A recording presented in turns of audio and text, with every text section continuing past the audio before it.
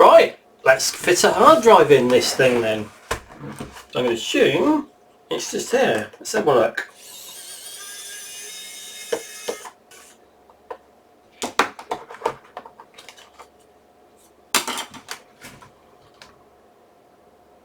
Yes, no caddy, little tinkers. Oh, perhaps it doesn't need one. It seems to fit quite snugly.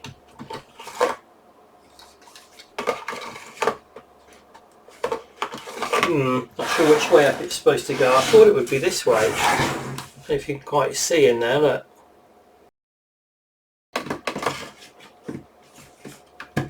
Oh, no, I had it in the right way the first time. A bit like USB.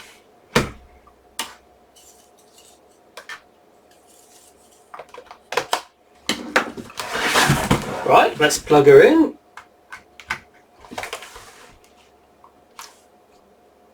Give her some power and let's see if it has detected the hard disk drive. Is it F2? Delete? Oh, I can't remember now. Oh, must have been F2. Oh yeah, there we go. It's It's detected the 40 gig IDE driver just stuck in there. It originally came with a 20 gig, so it's just had an upgrade. How much RAM's it got? Does it say? Yeah, what's that, 194, so what's that, 256 really? It's given itself, yeah, 64 meg for the graphics, look, so it's not a lot of RAM, is it?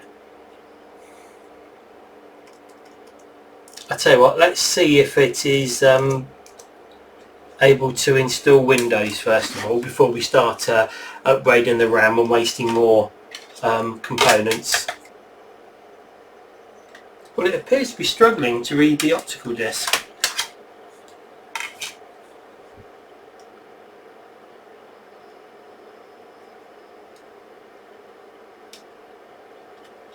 Oh, it's not stuck.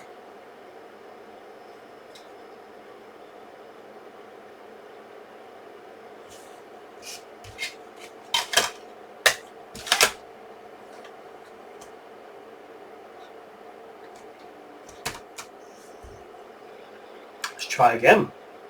Oh, it's sounding better. It's spinning up a lot better. Yeah, there you go. A cotton bud, or a Q-tip for my American viewers. All it did was get rid of any dust on there. If that didn't work, I was going to use some isopropyl alcohol and dab that on there. But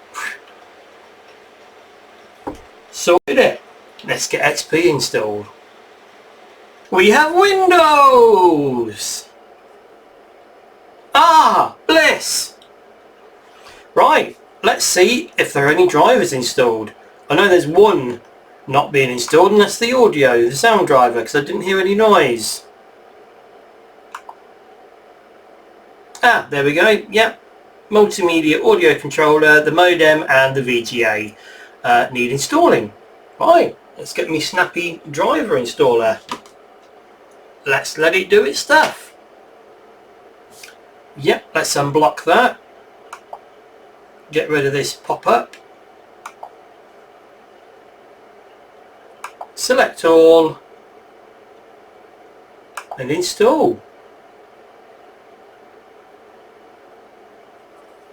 Back when it's done. We have drivers! Right, need to restart her now. Oh, that's a good sign. We know the audio driver's installed. Love that sound. Right, let's open up Device Manager and check all the drivers have been installed.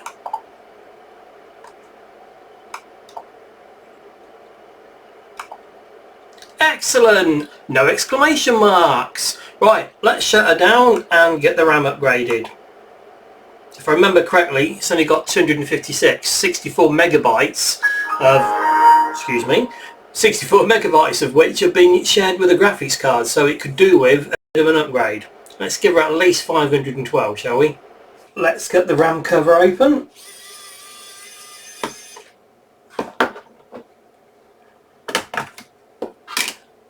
Here's some RAM I got earlier. It's DDR.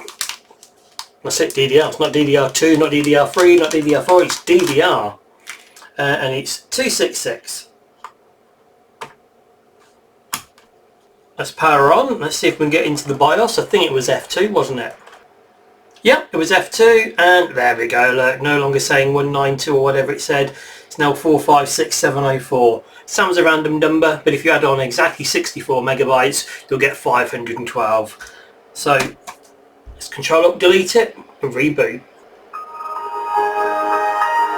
Right, let's see if it knows how much RAM it's got. Oh, the display's changed, hasn't it? Hey, 448, and I reckon if you add 64 it would be 512. Well, at least it should be. Do the maths. So there we have it. We've got a Packard Bell Easy Note laptop. We've installed a hard disk, technically upgraded it because it originally came with 20 gig and we've put a 40 gig in there. We've installed Windows XP, we've added on all the drivers, and now we've upgraded the RAM. Lovely jubbly. If you've enjoyed the video, please click on the like. If you want to see some more, click on subscribe. See you next time.